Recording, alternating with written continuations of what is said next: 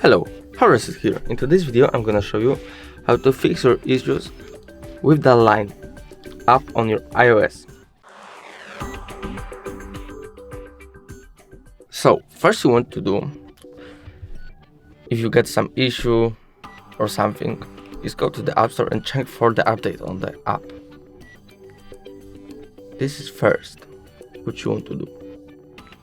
Like, I don't have the update, but update should be right on the open bar. When you get the open, there should be update. If there's no update and you still got issue, I'm gonna show you two ways to fix it.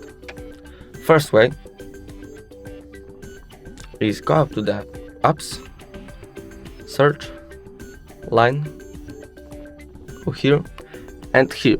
Maybe you got off everything and change some language to, I don't know, like here Chinese, and maybe that's the issue.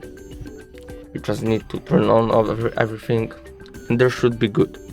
If issue is still popping out and you got still some problem to fix, you just need to maybe reinstall the app. Remove and remove. Go to the App Store and here reinstall again. And here the issue should be fixed on the reinstall. That's the last thing you should do. If the video was helpful, please leave a like and subscribe.